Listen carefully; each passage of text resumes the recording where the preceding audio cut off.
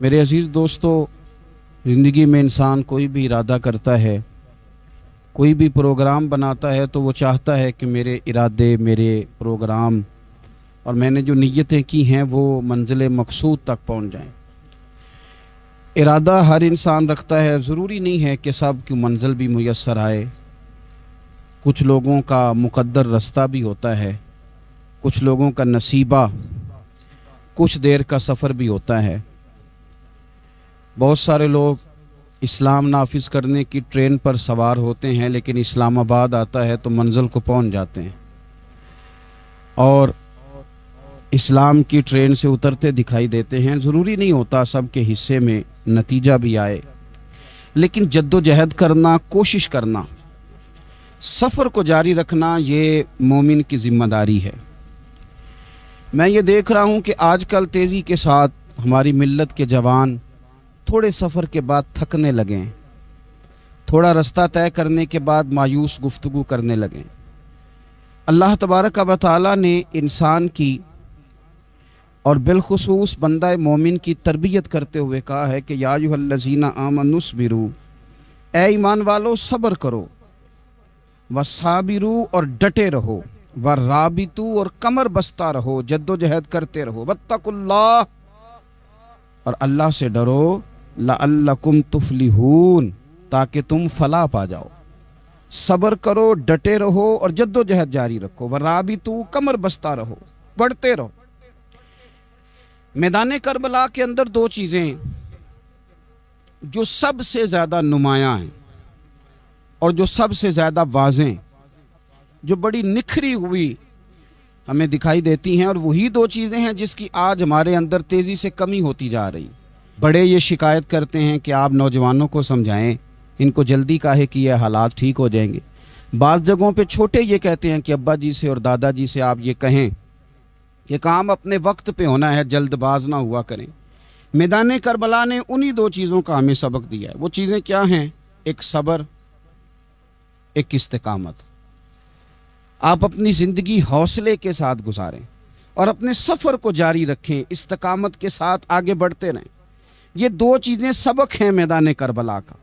मैदान करबला के अंदर जो चीज़ सबसे ज़्यादा अहले बैत नबुव्वत की तरफ आई है वो जुल्म है, सितम है, जफाकशी है, और अहले बैत ने जो सबसे बढ़कर करके दिखाया है वो उनका सब्र है। ये सब्र और इस्तिकामत की मिसाल उलमा ने लिखी है। जिस तरह दरिया के दो किनारे होते हैं ना, अगर वो दो किनारे दरिया के मौजूद रहें तो वो दरिया अपने मकाम पे जाके खेत को पानी देता है, खलियान को पानी देता है, सब्जियां उगती हैं, दरख्त उगते हैं, ज़मीन बंजर हो तो उसकी आबियारी होती है। अगर वो दो उसके बंद साइडों पे कायम रहें, लेकिन अगर वो बंद दरमियान से निकाल दिए जाएं तो वही दरिया तबाही मचा देता है, सैलाब आ जाता है। इंसान की ज़िंदगी में सब्र और इस्तिकामत दो बंद होते हैं मेरे भाई, याद रखना। अगर आपके अंदर सब्र और इस्तिकामत है तो आपकी ख्वाहिशात कंट्रोल में रहती हैं, और अगर ये सब्र और इस्तिकामत आपसे छूट जाता है, बड़ा कुछ लोग कहेंगे, बड़ी बातें करेंगे, बड़ा कुछ सुनाया जाएगा, अपने बेगाने कई रस्तों पर कई कई जुमले कसेंगे। अगर ये दोनों बंद टूट गए तो आपकी ख्वाहिशात बेलगाम हो जाएंगी, वो आपसे वो काम कराएंगी जो आपने ख्वाब में भी नहीं सोचा होगा। सब्र और इस्तिकामत, मैं पढ़ रहा था, उलमा ने लिखा है कि कुरान पाक में अल्लाह ने 90 के करीब, तकरीबन 90 मरतबा सब्र का जिक्र किया, और हदीस पाक में मेरे रसूल पाक ने तकरीबन 900 मरतबा सब्र की तलकीन फरमाई है। कुरान मजीद तो किसी बात को इशारतन कर दे तो वो काफ़ी है, लेकिन जगह जगह कुरान मजीद ने कहा, जगह जगह कहा, या अय्युहल्लज़ीना आमनुस्बिरू वसाबिरू वराबितू, ईमान वालो सब्र करो, डटे रहो, कमर बस्ता रहो, वत्तकुल्लाह, अल्लाह से डरो, लअल्लकुम तुफलिहून, इस उम्मीद पर कि तुम फलाह पा जाओ। अपनी ज़िंदगी थोड़ी सी हौसले वाली गुजारें। आप किसी की मोहब्बत में कोई जुमला कहे तो उसे भी ज़रा सहना सीखें, और किसी अपने के खिलाफ जब को बंदा बात करे तो उसे भी सहना सीखें। जिस तरह तारीफ़ आपको मीठी लगती है ना, इसी तरह जब तनकीद भी मीठी लगने लगे ना, जो नज़रिए के लोग होते हैं उन्हें तनकीद और तामीर से फ़र्क नहीं पड़ता।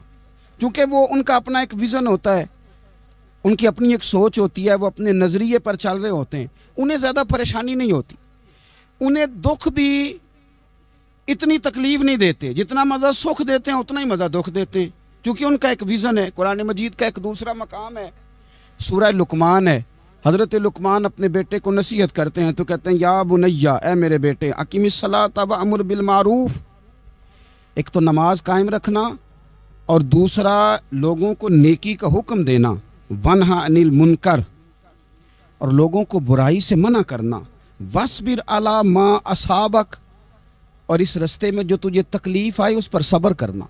بیٹے کو نصیحت کر رہے ہیں باپ، اور لہجہ دیکھیے کہ یا بنیا، او میرے بیٹے، کیا لہجہ ہے، کیا انداز ہے، او میرے بیٹے۔ ایک تو یہ کرنا، نماز قائم رکھنا، بھلائی کا حکم دینا، برائی سے منع کرنا، اور اس پر جو تجھے مشکل آئے اس پر صبر کرنا۔ اور پھر کیا کہتے ہیں، قرآن مجید کا انداز دیکھیے، فرمایا ان ذالک من عزم الامور، بے شک یہ بڑی ہمت والے کام ہیں، نیکی کا حکم دینا، برائی سے منع کرنا، نماز پڑھنا اور مصیبت پر صبر کرنا، یہ ہمت والے کام ہے پتر، ہمت والے کام ہے، ذرا ڈٹ کے کرنا، بے حوصلہ نہ ہونا۔ ایک بزرگ بیٹھے تھے، اللہ کے نیک بندے بھی تھے اور تجارت بھی کرتے تھے، لاکھوں کا کاروبار تھا، بزرگ بیٹھے ہوئے ہیں تو اچانک خبر ملی کہ حضرت صاحب پڑھا رہے تھے سبق، خبر ملی کہ آپ کا وہ جو ایک جہاز تھا نا مال بردار، وہ جہاز آپ کا ڈوب گیا پانی میں۔ فرمانے لگے الحمدللہ، سبق پڑھاتے رہے، 2-4 گھنٹے گزرے تو ایک بندہ پھر آیا، اس نے آ کے کہا حضور مبارک ہو، وہ جو جہاز ڈوبنے والی خبر تھی وہ غلط تھی، وہ جہاز آپ کا بالکل ٹھیک ٹھاک ہے، لاکھوں روپے بچ گئے۔ فرمانے لگے الحمدللہ، سبق اسی روٹین سے پڑھاتے رہے، پہلی نقصان کی خبر آئی تو پھر بھی الحمدللہ، اور دکھ کی خبر آئی پھر بھی الحمدللہ، سکھ کی آئی تو پھر بھی الحمدللہ، سبق اپنی روٹین سے پڑھاتے رہے، سفر جاری رہا، رکے نہیں۔ اختتام ہوا تو طلباء کہنے لگے حضور اتنے بڑے نقصان کی خبر آئی، جملہ ہی کوئی نہیں ٹوٹا آپ کا، لفظوں کے اندر کہیں ہم نے اتار چڑھاؤ نہیں دیکھا، حضور چہرے پر کوئی پریشانی نہیں، اور پھر اتنی بڑی خبر ملی خوشی کی، کوئی آپ کی آنکھوں میں روشنی نہیں آئی، کوئی ہم نے آپ کا چہرہ بدلتے نہیں دیکھا، معاملہ کیا ہے؟ تو فرمانے لگے معاملہ ایک ہی ہے، دکھ بھی رب کی طرف سے ہے، سکھ بھی رب کی طرف سے ہے، تو دکھ قبول محمد بخشا راضی رہن پیارے، اگر سارا کچھ اسی کی جانب سے ہے تو یہ تو کوئی بات نہ ہوئی کہ دکھ آنے پہ بندہ کہے ہو یہ کیا بن گیا، سکھ آئے تو بندہ کہ دیکھا میں نے محنت کی تھی تو کامیاب ہو گیا۔ امام علی مقام رضی اللہ تعالیٰ عنہ کی فکر کو سمجھ جاؤ، جب وہ مصطفیٰ کریم کے کندھوں پہ تھے پھر بھی الحمدللہ، اور جب ان کا سر نیزے کی نوک پہ تھا پھر بھی الحمدللہ۔ کسی مقام پر کسی جگہ بھی حسین ابن علی شکوہ کرتے نظر نہیں آتے، سیدنا امام علی مقام ہر مقام پہ کہتے ہیں الحمدللہ الحمدللہ الحمدللہ۔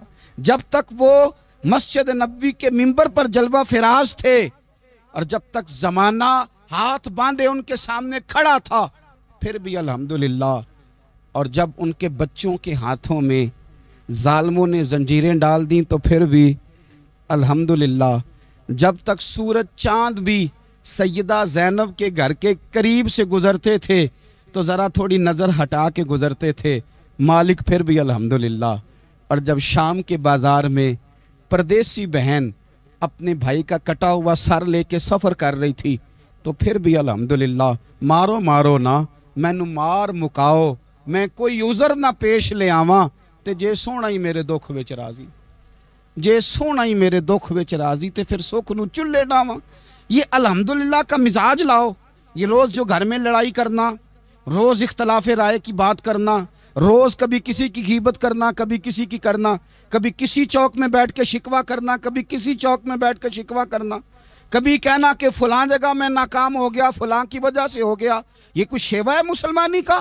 مسلمان ہر حال میں اللہ کی تسبیح پڑھتا ہے، مسلمان ہر حال میں اپنے رب کو یاد کرتا ہے، وہ کہتا ہے بہار ہو کے خزاں لا الہ الا اللہ، خودی کا سر نہاں لا الہ الا اللہ، خودی کا تیغ فساں لا الہ الا اللہ۔ اور اگرچہ بت ہیں جماعت کی آستینوں میں، اگرچہ بت ہیں جماعت کی آستینوں میں، پر میری مجبوری ہے نا، مجھے ہے حکم اذاں، لا الہ الا اللہ، اپنی ڈیوٹی کرتا ہے وہ اپنے کام لگا رہتا ہے۔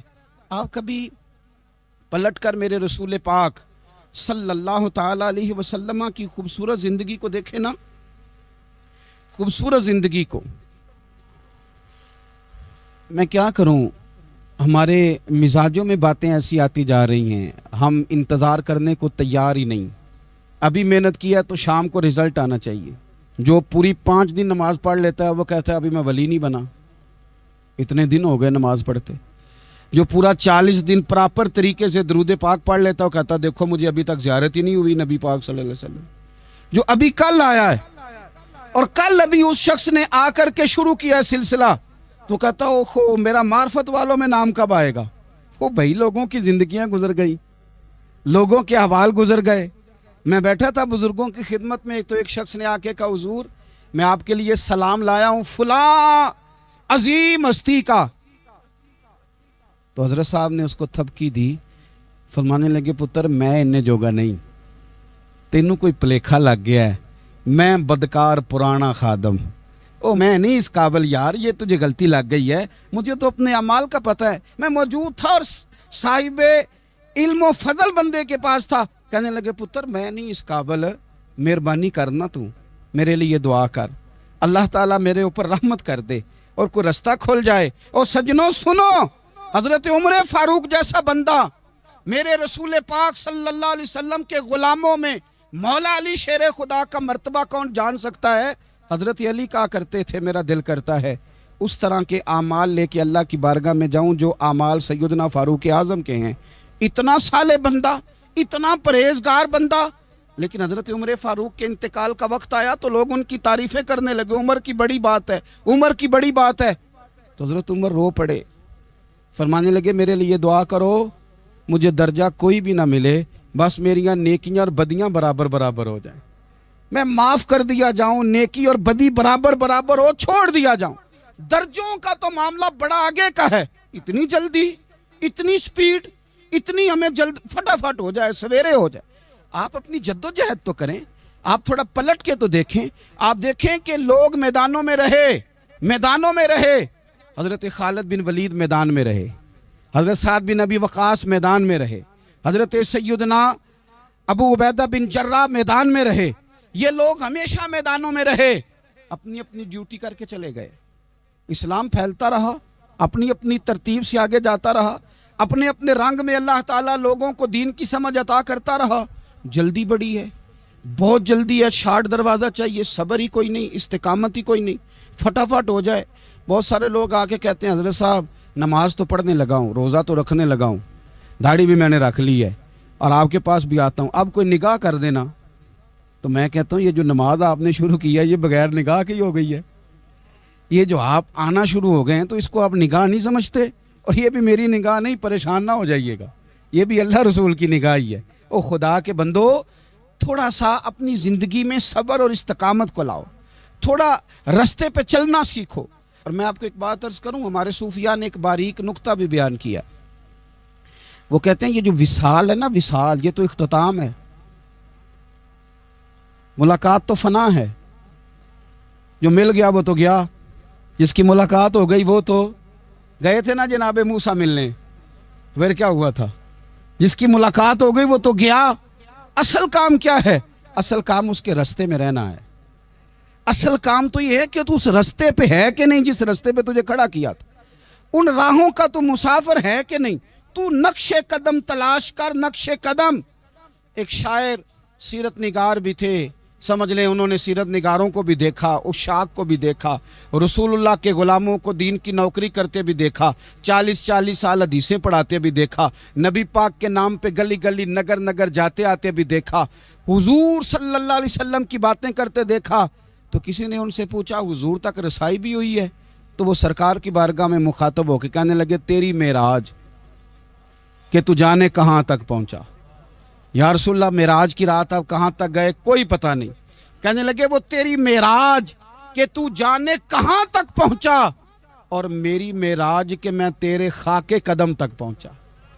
میرے لیے تو اتنا کافی ہے کہ محبوب وہ جو تیرے قدموں سے کبھی گرد لگتی تھی مدینے کی، اگر میں وہاں تک چلا جاؤں تو میری تو معراج ہو گئی، میرا تو معاملہ حل ہو گیا، میں یہاں تک آ گیا تو ختم ہو گئی بات۔ تھوڑا سفر کریں۔ ایک تو یہ دیکھیں آپ کہ آپ کتنے بھی بڑے ہیں، کتنے بھی عظیم ہیں، کتنے بھی لائق ہیں، کتنے بھی نیک ہیں، پھر بھی آزمائش زندگی کا حسن ہے۔ میں مسافر ہوں، کوئی زندگی کے 11-12 سال ہو گئے مجھے سڑکوں پہ وقت گزارتے، تو میں بہت سارے لوگوں سے میں نے بڑا کچھ سیکھا ہے، میری جو گاڑی چلانے والے لوگ ہیں ان سے بھی میں نے بڑا کچھ سیکھا ہے۔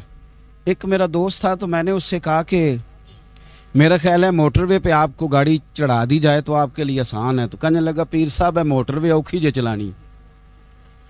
میں نے کہا وہ کس طرح؟ وہ کہنے لگے کہ موٹر وے پہ نا گاڑی چونکہ نہ کوئی سپیڈ بریکر ہے، نہ موٹر وے پہ کوئی چنگچی والا آگے آتا ہے، نہ زیادہ رش ہوتا ہے، تو سیدھی سیدھی چلاتے رہتے ہیں تو نیند آنے لگ جاتی ہے۔ اگر بار بار آئے نا سپیڈ بریکر اور بار بار بریک لگے تو آنکھ ذرا کھلی رہتی ہے۔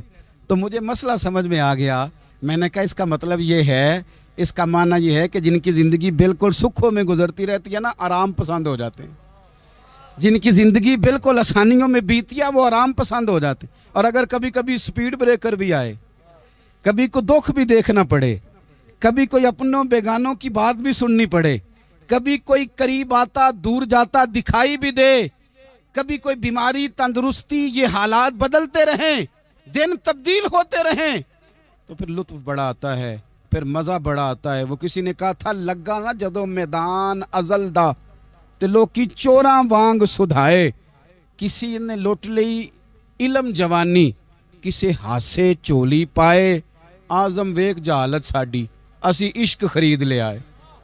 ویک نہ جہالت ساڈی اسی عشق خرید لے آئے۔ اور پھر کہنے لگے کسی دے سر دستار امامت اس علم پڑھاون سکھیا ہے، تے کسی نے پہنے ہے فقر دا چوگا اس زہد کماون چکھیا ہے۔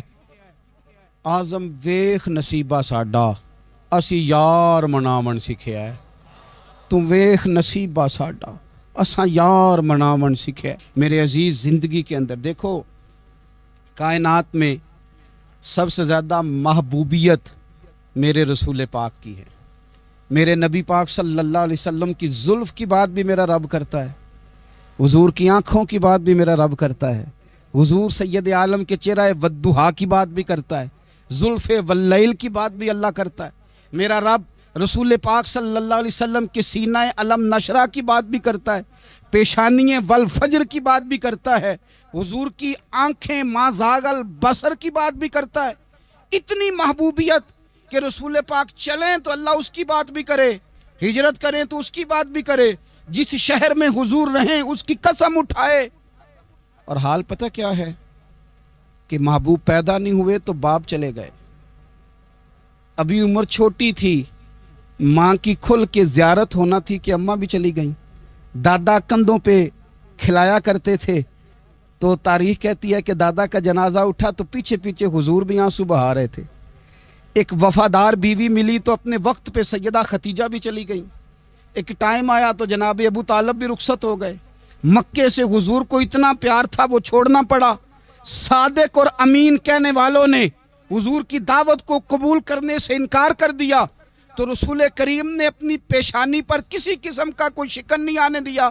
رسول پاک مدینے آئے تو لوگ تلواریں لے کے بدر میں آ گئے لڑنے، شہید کرنے، حضور وہاں بھی کوئی پریشان نہیں ہوتے۔ میدان احد آیا تو نبی پاک نے اپنے چچا کو کٹے ہوئے وجود میں دیکھا، نکلی ہوئی آنکھوں میں دیکھا، کٹے ہوئے ہونٹوں میں دیکھا۔ کسی جگہ میرے رسول پاک صلی اللہ تعالی علیہ وسلم شکوہ کرتے دکھائی نہیں دیتے۔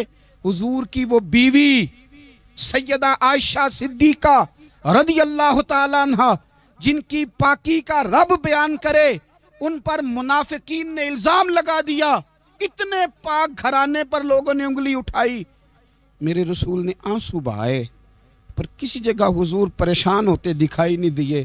ہم ڈھونڈنے لگے، تلاش کرنے لگے، جب دروازہ رسول پہ گئے تو حضور خود بولے، میرے رسول فرمانے لگے، میرے غلاموں یاد رکھنا یہ صبر میری چادر ہے، یہ صبر میری چادر ہے، یہ حوصلہ میری چادر ہے۔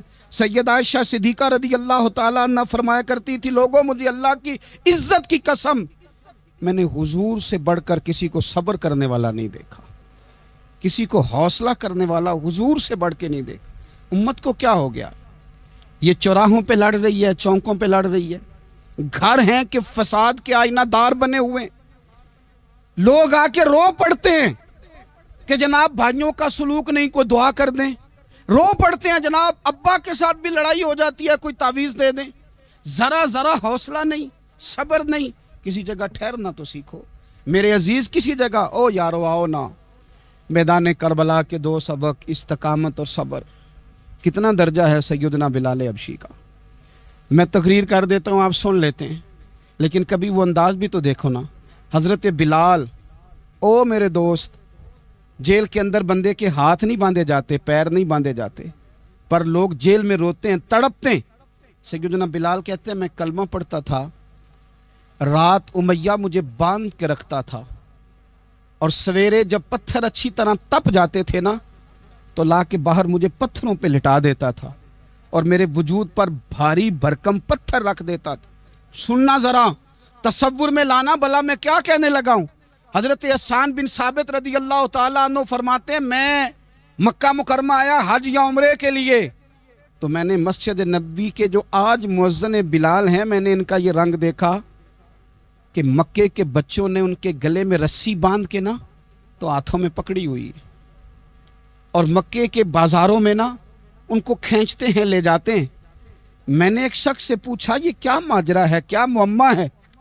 تو بتانے والوں نے بتایا کہ یہ کالے رنگ کا حبشی غلام مار سارا دن کھاتا ہے، اس کے ساتھ لوگ وہ سلوک کرتے ہیں جو اذیت ناک اور خوفناک ہے، سارا دن مار کھاتا ہے پر اپنی زبان پہ خدا کا نام لیتا رہتا ہے، محمد مصطفیٰ کا نام لیتا رہتا ہے۔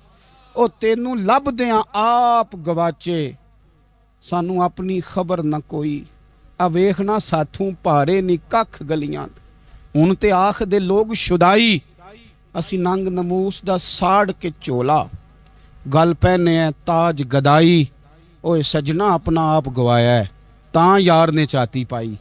بھائی اس طرح کا لوگوں نے بھی انداز دیکھا، لیکن ہمارا یہ حال ہے کہ کسی جگہ بھی ٹھہراؤ نہیں، کسی جگہ بھی ٹھہراؤ نہیں، کسی جگہ بھی صبر نہیں، کسی کام پر بھی استقامت نہیں۔ ہماری دوستیاں روز ٹوٹتی ہیں، تعلقات روز کمزور پڑتے ہیں، ہم بڑے جوش کے ساتھ آگے بڑھتے ہیں اور بڑے بڑے اعلانیہ وعدے کرتے ہیں۔ کون سی چیز ہے جو ہمیں کمزور کر دیتی ہے؟ سوائے اس کے کہ ہمارا نفس کمزور ہے، سوائے اس کے کہ ہمارا نظریہ کمزور ہے، سوائے اس کے کہ ہمارے اندر وہ طاقت نہیں جو ہمیں استقامت پہ لا کے کھڑا کرے، جو ہمارے اندر حوصلہ پیدا کرے۔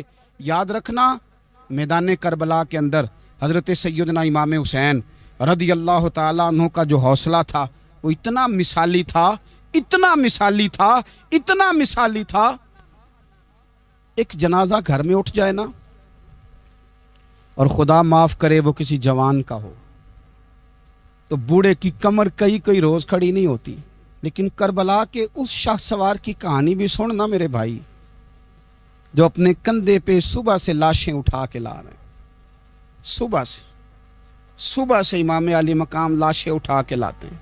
حضرت قاسم بن حسن کا لاشا اٹھا کے لا کے رکھا، حضرت علی اکبر شہید ہو گئے، آواز دی ابا جی سنبھالنا، تو لاش مبارک اٹھا کے رکھی، جناب علی اصغر کی لاش اٹھا کے رکھی۔ بھائی بڑے پیارے ہوتے ہیں، بڑے ہی پیارے ہوتے ہیں، نہ مانے ہم اپنی اولادوں کے سامنے، پر بڑے پیارے ہوتے ہیں، جتنا مرضی شکوہ کریں۔ بھائی پائیاں دیاں باواں ہوندے تے بھائی پائیاں دے ویری، بڑے پیارے ہوتے ہیں، کیا کریں بھائی جو ہوئے نہیں ان کی تکلیف سہی جاتی۔ حضرت عباس رضی اللہ تعالیٰ عنہ کو جب امام علی مقام اٹھا کے لا رہے تھے تو ایک منٹ کے لیے رکے اور کہنے لگے اللہ اب میری کمر کمزور پڑ گئی ہے، میرا بھائی چلا گیا تو پیچھے سے نا کچھ کمزور پڑ گئی ہے۔ اتنی ساری میتیں اٹھا کے لا کے، اتنا حوصلہ حسین ابن علی کا۔ پھر جا کے امام علی مقام گرم ریز سے تیمم کرتے ہیں، پھر وہ گھوڑے پہ بیٹھتے ہیں، پھر وہ رجز پڑھتے ہیں، پھر وہ خطبہ دیتے ہیں، پھر وہ حق کا اعلان کرتے ہیں، پھر وہ ظلم کو للکارتے ہیں، پھر وہ 56 سال کے بڑھاپے میں جب میدان میں گھوڑے کو ایڑی لگا کے آتے ہیں اور اس طرح کاٹتے ہیں یزیدیوں کی کمر کو، گلوں کو، کہ عمر بن سعد کہتا ہے اکیلے اکیلے نہ جاؤ، یہ کوئی معمولی ہے، یہ علی حیدر کا لال ہے، اکیلے اکیلے جاؤ گے تو لشکر کاٹ دے گا، یک بارگی حملہ کرو، یک بارگی، پھر ہو سکتا ہے حسین تمہارے قابو آئے۔ امام علی مقام میدان کربلا میں جب تیر کھا رہے تھے تو تجھے حوصلہ سکھا رہے تھے، مجھے حوصلہ سکھا رہے تھے۔ جب وہ میدان کربلا میں نیزے کھا رہے تھے، زخم لے رہے تھے، تو ڈٹنا سکھا رہے تھے، حوصلہ کرنا سکھا رہے تھے۔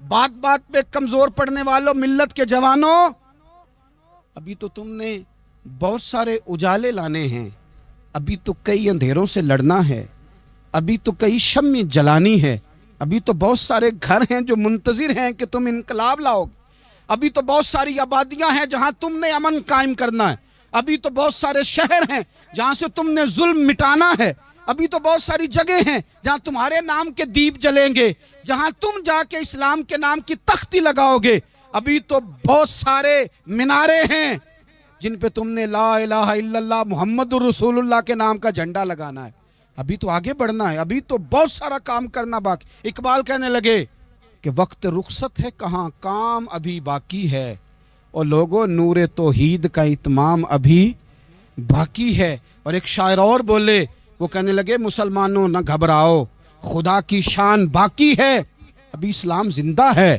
ابھی قرآن باقی ہے۔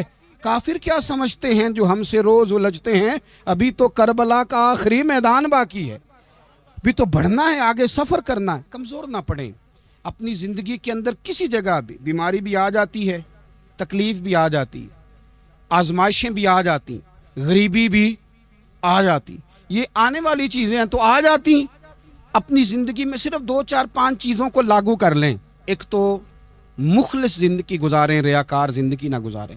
جو لوگ ریاکار ہوتے ہیں وہ بزدل ہوتے ہیں، جو ریاکار ہوتے ہیں وہ دکاندار ہوتے ہیں، جو ریاکار ہوتے ہیں وہ اداکار ہوتے ہیں، جو ریاکار ہوتے ہیں ان کے پاس ایک کریکٹر رہ جاتا ہے، اندر ان کے کچھ بھی نہیں ہوتا، خالی ہو جاتا ہے سارا۔ زندگی میں مخلص بنیں گے تو دلیر ہو جائیں گے، اخلاص کے ساتھ آپ زندگی میں سفر کریں، آپ مخلص ہو جائیں۔ میرے رسول پاک صلی اللہ علیہ وسلم نے فرمایا مخلص ہو جاؤ، اللہ کے رضا والے ہو جاؤ، مخلص ہو جاؤ، تمہارا تھوڑا عمل بھی تمہارے لیے زیادہ ہو جائے گا، تمہیں کفایت کر جائے گا تھوڑا عمل۔ اللہ کے علاوہ کسی سے ڈرنا چھوڑ دیں، غیر کا خوف دل سے نکال دیں، خوف نکال دیں، اپنی زندگی میں غیر کا خوف نکال دیں، نکال پھینکیں آپ امیروں کا خوف، نکال پھینکیں دنیا کیا کہے گی۔ یاد رکھنا عزتیں بھی رب دیتا ہے، ذلتیں بھی اس کی مشیت کا تقاضا ہوتی ہیں، رزق کا مالک بھی اللہ ہے۔ حضرت مولا علی سے کسی نے کہا کہ آپ اپنے ساتھ حارس کیوں نہیں رکھتے، گن مین کیوں نہیں رکھتے، باڈی گارڈ کیوں نہیں رکھتے؟ تو حضرت علی فرمانے لگے موت سب سے بڑی محافظ ہے، وقت سے پہلے آتی نہیں، آ سکتی نہیں۔ آپ غیر کا خوف نکال باہر پھینکیں۔ ایک جملہ میدان کربلا میں امام حسین نے کہا تھا، ایک جملہ، اور وہ جملہ اتنا طاقتور ہے کہ اگر سونے کے پانی سے لکھا جائے، ہیروں سے تولا جائے تو یہ ساری چیزیں کمزور پڑ جائیں۔ امام علی مقام میدان کربلا میں جب گھوڑے پہ سوار ہوئے، اللہ اکبر کہہ کے میدان میں آئے، اور آپ نے یزیدیوں سے کہا کہ تم ظالم ہو، جابر ہو، فاسق ہو، اطاعت تمہاری نہیں قبول کی جائے گی، اب بتاؤ لڑنا ہے کہ کیا کرنا ہے۔ جب وہ لڑنے کے لیے میدان میں آئے تو امام نے ایک جملہ کہا، فرمانے لگے لوگوں گواہ رہنا، آج میں نے عزتیں خرید لی ہیں اور ذلتیں دور کر دی ہیں۔ عزت ہے ہمارے پاس، عزت، ذلت دور ہو گئی۔ اگر اس کے ظلم سے چھپ کے بیٹھ جاتے، اگر ان تلواروں کے سامنے کمزور پڑ جاتے، اگر اس بڑے لشکر کو پیٹھ دکھا دیتے تو یہ عزت والا معاملہ، لوگوں ہم نے عزتوں کا سودا کیا، ہم نے ذلتیں بھگا دی، ہم نے وہی سودا کیا جو ہمارے اجداد کا طریقہ تھا، جو ہمارے اسلاف کا طریقہ تھا، جو طریقہ ہم نے علی المرتضیٰ سے سیکھا تھا اور نبی مصطفیٰ سے سیکھا تھا، وہ طریقہ ہم نے کر دکھایا۔ اللہ کے غیر کا خوف نکال پھینکے زندگی۔ اور تیسری بات، ہدف مقرر کریں، ہدف مقرر کریں۔ آپ کیا ہیں؟ آپ دین کے دائی ہیں، آپ دین کے مبلغ ہیں، آپ دین کو مالی سپورٹ کرنے والے ہیں، آپ اخلاقی سپورٹ کرنے والے ہیں، آپ ایک تاجر ہیں، آپ کس طرح کر کے میدان میں ہیں، آپ ایک ویلفیئر شخصیت ہیں، لوگوں کا بھلا کرنے والے، آپ کیا ہیں؟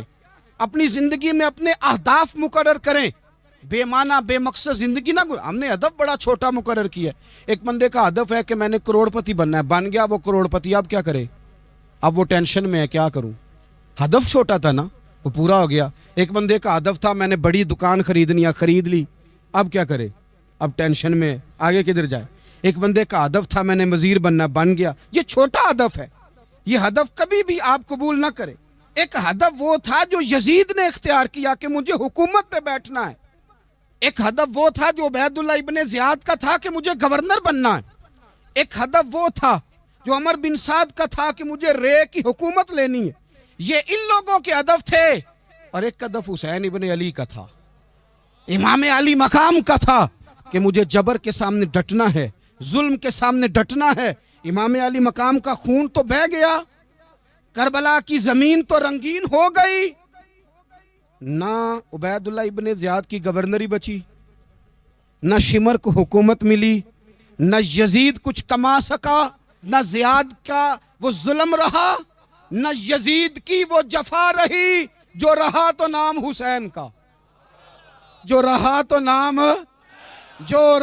تو نام حسین کا، جسے زندہ رکھتی ہے کربلا، جو رہا تو نام حسین کا۔ چھوٹے اہداف نہ مقرر کرو۔ یہ کیا بات ہوئی؟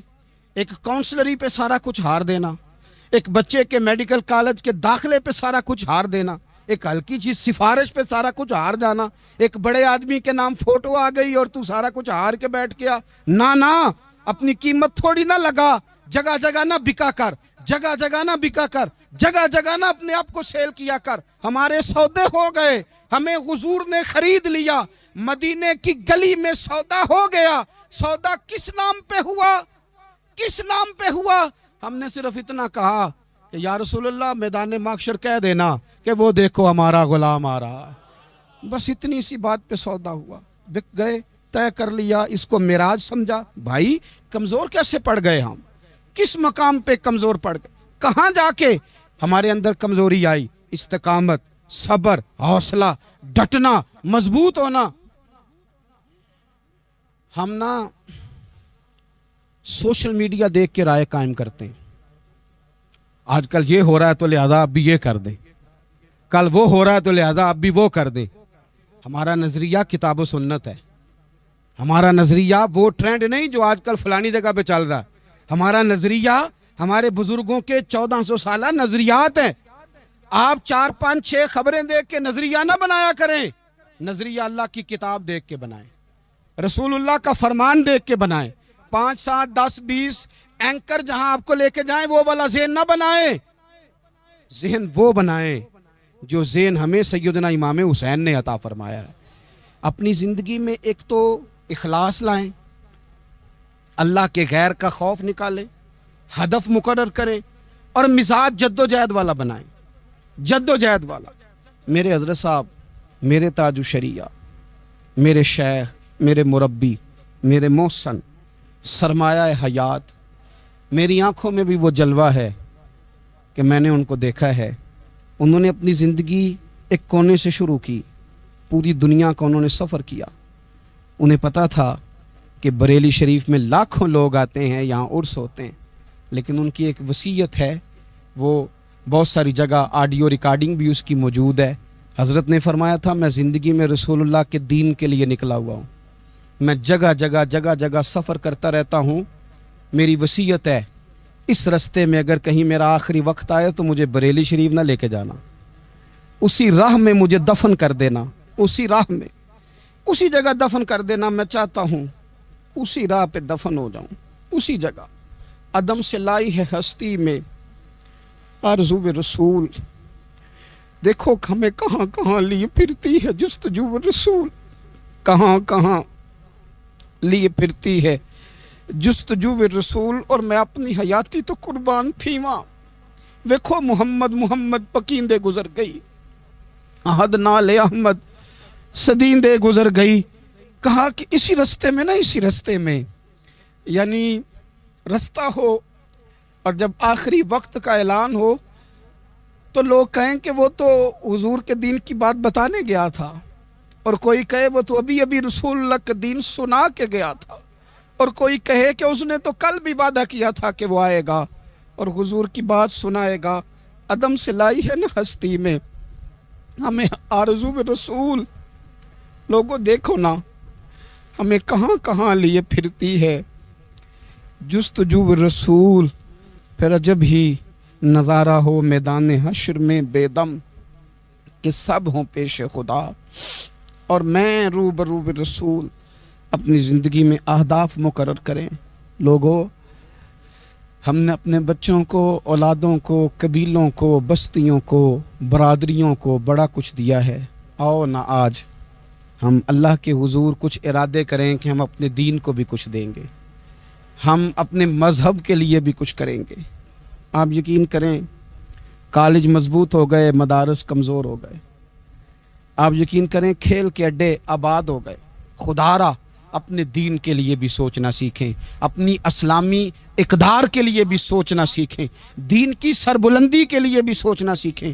میری زندگی کا مقصد تیرے دین کی سرفرازی، میں اسی لیے مسلمان، میں اسی لیے نمازی۔ حضرت عمر فاروق رضی اللہ تعالیٰ عنہ نا ہاتھ کے اندر تلوار لے کے دین کی پہرے داری کو نکلتے تھے۔ امام حسین نے تلوار لی، میدان میں دین کی پہرے داری کو نکلے، دین کی اقدار بچائی ہیں امام حسین۔ کسی شاعر نے کہا تھا دین نبی دا وانگ یتیماں رووے تے کرلاوے، آکھے او لوکو میں کتھوں لباں عمر بہادر جیڑا مینوں سینے لاوے۔ امام حسین نے اقدار بچائے دین کے۔ فرمایا فاسق، فاجر، ظالم، شرابی یہ مسلمانوں کے حکمران ہو سکتے؟ تو جو اقدار امام علی مقام بچانے نکلے ساری اولاد سمیت، ان کو بچانے کے لیے میں اور آپ کیا اقدامات کر رہے ہیں؟ ہم کیا کر رہے ہیں؟ ہمارے ملک کے اندر آہستہ آہستہ آپ غور کر لیں زنا بالجبر کہاں چلا گیا۔ معاذ اللہ عام زنا کے حالات کتنے خوفناک ہیں، زیادتیوں کی شرح کتنی بڑھ گئی ہے۔ آپ دیکھیں روز وہ خبریں، وہ چیزیں سنی نہیں جاتی۔ معصوم بچیاں، جنسی درندگی کے جو حوال ہیں، ابھی بھی لوگوں کو انتظار ہے کہ انہوں نے حسینی کب بننا ہے، فکر حسینی کے پاسبان بنے۔ یہی تو وقت ہے جب امام علی مقام آپ کو پکار رہے ہیں، اپنے اپنے چکر میں الجھ کر۔ اقبال کہتے ہیں ہر کوئی مست مئے ذوق تنے آسانی ہے، حیدری فقر نے دولت عثمانی ہے، تم کو اسلاف سے کیا نسبت روحانی ہے، وہ معزز تھے زمانے میں مسلمان ہو کر، اور ہم خار ہوئے تار کے قرآن ہو کر۔ اٹھنے کا وقت ہے، ارادے کرنے کا وقت ہے، اسلامی اقدار اپنے گھروں میں، اپنی جمعیت میں، اپنے قبیلے میں اس کے نفاذ کا وقت ہے۔ جد و جہد کریں، آگے بڑھیں، ہمت کریں۔ جس کی کوئی نماز آج کی رہ گئی ہے وہ ساری نمازیں پوری کر کے، جو قضا ہیں وہ ادا کر کے سوئے۔ اللہ کی بارگاہ میں استغفار پڑھیں، توبہ کر کے اپنے وقت کو بتائیں، چھوڑ دیں دوسروں کی غلطیوں پہ اتنا وقت لگانا، اپنے اوپر تھوڑی محنت کریں، اپنے اندر کچھ خامیاں نکالیں اور کچھ اپنے آپ کو رگڑ کے خوبیاں پیدا کریں، اور اپنی صلاحیتیں اپنے دین کے لیے خرچ کریں، اپنی خوبیاں دین کے لیے لگانے کی کوشش کریں۔ ہم بھی دوبارہ سے تجدید عہد وفا کرتے ہیں، دوبارہ سے آج کہتے ہیں کہ یا رسول اللہ صلی اللہ علیہ وسلم، ہمارا وعدہ ہے کہ میری زندگی کا مقصد تیرے دین کی سرفرازی، میری زندگی کا مقصد تیرے دین کی سرفرازی، میں اسی لیے مسلمان، میں اسی لیے نمازی۔